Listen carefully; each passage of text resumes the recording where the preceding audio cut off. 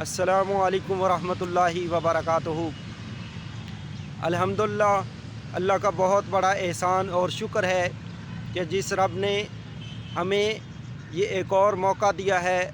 رمضان المبارک کی صورت میں اپنے گناہوں کو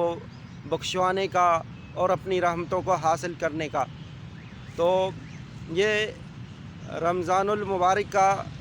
اصل مقصد کیا ہے کہ انسان کے اندر تقوی پیدا ہو جائے، اللہ کا ڈر پیدا ہو جائے، جیسا کہ اللہ تعالیٰ نے قرآن مجید میں ارشاد فرمایا ہے، اعوذ باللہ من الشیطان الرجیم، یا ایھا الذین آمنوا کتب علیکم الصیام کما کتب علی الذین من قبلکم لعلکم تتقون۔ فرمایا کہ اے ایمان والو، تم پر روزے فرض کر دیے گئے جس طرح کہ تم سے پہلے لوگوں پر فرض کیے گئے تھے، تاکہ تم پرہیزگار بن سکو، تاکہ تمہارے اندر اللہ کا ڈر اور خوف پیدا ہو جائے، تم اللہ کی نافرمانیوں سے بچ سکو۔ یہ مقصد ہے روزے کا۔ تو یہ اس کی مشق ہے، جس طرح انسان صبح سے لے کے اذان فجر سے لے کے اذان مغرب تک کوئی چیز بھی کھاتا پیتا نہیں۔ کیوں نہیں کھاتا پیتا؟ کہ یہ اللہ کا حکم ہے، نبی صلی اللہ علیہ وسلم نے ہمیں اسی طرح تعلیم دی ہے۔ تو جس رب کا یہ حکم ہے کہ نماز فجر سے لے کے نماز مغرب تک کوئی چیز نہیں کھانی پینی، تو پھر اسی اللہ کے دیگر کاموں میں بھی تو حکم احکام ہیں، دیگر اللہ کی حرام کی ہوئی چیزوں کے بارے میں بھی تو اللہ کا حکم ہے کہ ان میں ملوث نہیں ہونا، ان کے قریب نہیں جانا۔ تو ہر چیز، جس طرح ایک انسان چاہے اکیلا ہو، بند کمرے میں ہو، کھانے پینے کی چیزیں موجود ہوں، لیکن اس کے باوجود وہ کیوں نہیں کھاتا پیتا؟ کہ وہ اللہ تعالیٰ اسے دیکھ رہا ہے، اللہ کا حکم ہے کہ اسے نہیں کھانا اس دوران۔ تو اسی طرح زندگی میں دیگر اللہ کی نافرمانیاں بھی انسان ان سے بھی باز آ جائے کہ یہ اللہ کا حکم ہے کہ ان نافرمانیوں میں ملوث نہیں ہونا، ان گناہوں میں نہیں پڑنا، یہ بد نظری نہیں کرنی، یہ دیگر حرام نہیں کھانا، دیگر اللہ کی نافرمانیاں یہ نہیں کرنی، یہ مقصد ہے۔ تو ایسے ہی پھر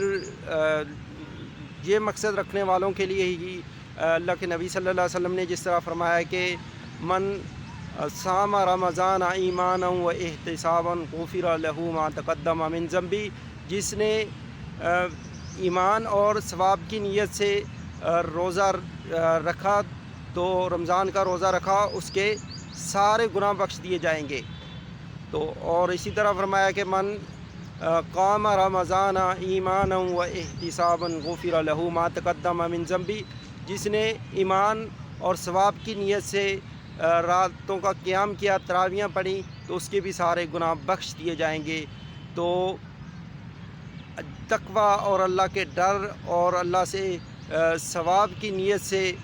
ہی یہ جب کام کیے جائیں کہ تقوی اللہ تعالیٰ ہمارے اندر ان اعمال کی بدولت پیدا کر دے، تو پھر ہی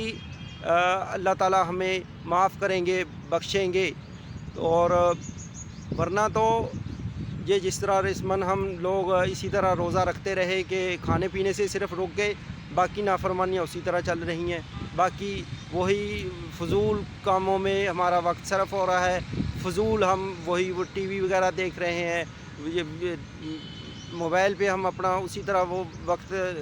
کر رہے ہیں، ضائع کرتے ہیں، اور دیگر گناہوں میں اسی طرح پڑے ہوئے ہیں۔ تو پھر اللہ کے نبی صلی اللہ علیہ وسلم نے بھی جس طرح فرمایا، حدیث کا مفہوم ہے کہ جس نے جھوٹی بات کو نہیں چھوڑا تو اللہ کو ایسے آدمی کے بھوکا اور پیاسا رہنے کی کوئی پرواہ نہیں ہے۔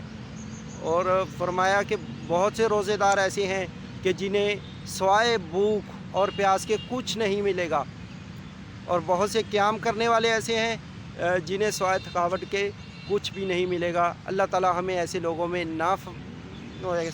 سے نہ کرے، اور ہمیں ایسے لوگوں میں سے کر دے کہ جن کے لیے اللہ تعالیٰ کی بخشش کے وعدے ہیں۔ اور رمضان المبارک کا یہ بابرکت مہینہ ہے، اور افطاری کے وقت دعا کی قبولیت کا وقت بھی ہوتا ہے۔ تو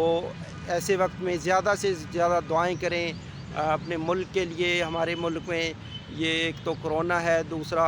حالات کچھ ناسازگار سے ہو رہے ہیں، اور اللہ تعالی ہمارے ملک میں امن و امان پیدا فرما دے، اور سب جتنے مسلمان ہیں ان کو امن اور سلامتی کے ساتھ رہنے کی توفیق دے، اور ہمارے جتنے لوگ اس دنیا سے چلے گئے ہیں، فوت ہو گئے ہیں، اللہ تعالیٰ ان کی بخشش فرما دے، جو بیمار ہیں ان کو اللہ صحت عطا فرما دے، جو مقروض ہیں ان کے قرض ادا فرما دے، اور جو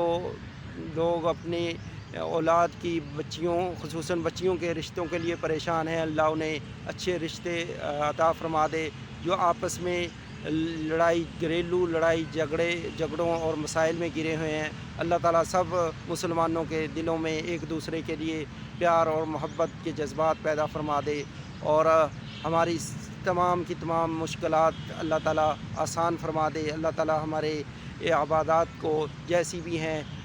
قبول فرما کے ہماری بخشش کا ذریعہ بنا دے۔ ربنا آتنا فی الدنیا حسنۃ وفی الآخرۃ حسنۃ وقنا عذاب النار۔ مجھے بھی اپنی دعاؤں میں یاد رکھیے گا۔ السلام علیکم ورحمۃ اللہ وبرکاتہ۔